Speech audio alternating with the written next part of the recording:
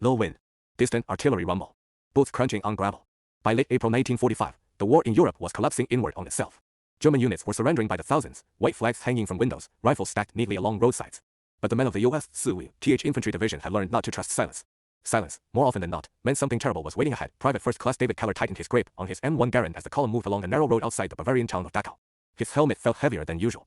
The air was cold, but sweat ran down his back. Somewhere behind them, artillery thundered dull, tired sounds of a war nearing its end. Sergeant William Walsh walked at the front, eyes scanning the tree line. Too damn quiet, he muttered. The smell came first. Not smoke. Not cordite. Something else. Sickly sweet. Rotten. Keller wrinkled his nose. Sergeant, you smell that? Walsh nodded without turning around. Yeah. Keep moving. They passed a rail spur branching off the main line. On it sat a long train of boxcars, doors open. Flies swarmed thick in the air. Lieutenant Colonel Felix Sparks raised his hand. The column stopped, checked the train. He ordered, footsteps slow. Flies buzzing loudly. The first soldier climbed into a boxcar and froze. Inside were bodies. Dozens of them. Then another car. And another. Hundreds. Skeletal figures twisted together, eyes open, mouths frozen mid-breath. One man stumbled backward and vomited into the dirt. Oh God, oh God. No one spoke for several seconds. Even the birds seemed silent. These people were prisoners, Walsh whispered. They starved them to death. A rifle cracked in the distance, single gunshot echo. The men snapped back to alert. Ahead, beyond the trees, stood a massive complex barbed wire fences, concrete guard towers, machine gun nests. A sign hung above the gate, Arbeit macht free, work sets you free. The gates were partially open. From inside the camp, figures emerged, men in striped uniforms, moving slowly, cautiously, like animals unsure whether a trap had truly been lifted. Americans. One of them whispered in broken English. Keller felt his throat tighten. Yeah, he said saltily. We're Americans. The man tried to smile. His legs gave out, and he collapsed in the dirt. Medic. Someone shouted, shouting, hurried footsteps. More prisoners gathered at the fence. Some cried openly. Some reached through the wire, hands trembling. Others simply stared, hollow-eyed, unable to comprehend freedom. Then the gunfire erupted again, multiple rifle shots. Near one of the guard towers, SS troops appeared, black uniforms, weapons still slung, faces pale with confusion and fear. Some ran. Others raised their hands, they're trying to surrender. An officer yelled, but another voice shouted back, raw with rage, after what they did. A soldier pointed toward the train. You see that? You see what they did? Shots rang out. 2 SS guards dropped instantly. Cease fire. Lieutenant Colonel Sparks shouted. Hold your fire. But emotion surged faster than orders. Weeks of combat. Years of war. And now this, near the courtyard inside the camp, a group of SS guards was herded together, hands raised. They avoided eye contact. One of them tried to speak. We were only following a rifle cracked. Then another, sudden silence. Sparks stormed forward, his face flushed with fury and disbelief. Stop it. He roared. This ends now. The firing ceased as quickly as it had begun. Soldiers stood frozen, rifles lowered, breathing hard. No one cheered.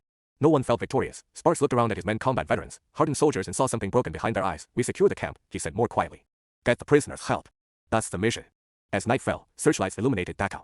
American soldiers sat on crates and rubble, smoking in silence. Inside the barracks, liberated prisoners slept, some for the first time without fear in years. Keller sat alone, staring at his hands. I thought the war was about winning, he whispered to no one. I didn't know it was about this.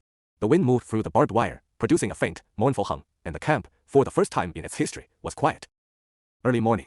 Birds hesitant, as if unsure the night has truly ended. Dawn crept over Dachau without ceremony. The searchlights were switched off one by one, and pale sunlight revealed the camp in full, unforgiving detail.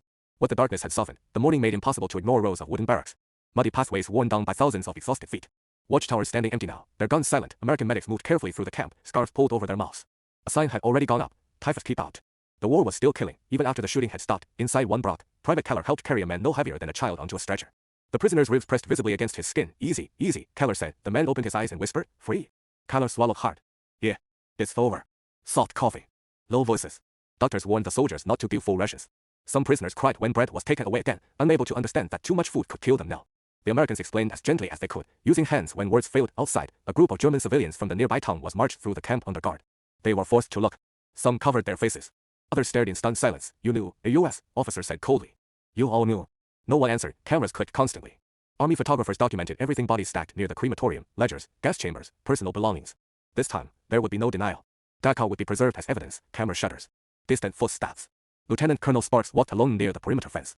The events of the previous day weighed heavily on him. He had fought from Sicily to Germany, but command had never felt heavier than it did here. An aide approached. Sir, higher headquarters is asking about yesterday. Sparks nodded slowly. Tell them the truth, he said. All of it. An investigation followed. Statements were taken. Timelines reconstructed. The army concluded that reprisal shootings had occurred under extreme emotional shock. Discipline had broken briefly, but order had been restored. No courts-martial came for many of the soldiers. That knowledge brought no comfort. Weeks later, the war in Europe officially ended. Parades filled city streets. Flags waved. Bands played.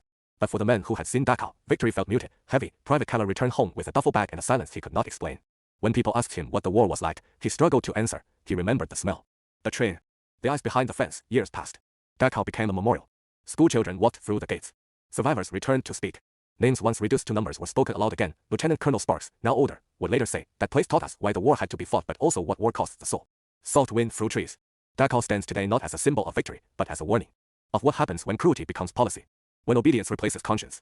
When humanity is stripped away piece by piece, the American soldiers who opened those gates did not leave unchanged.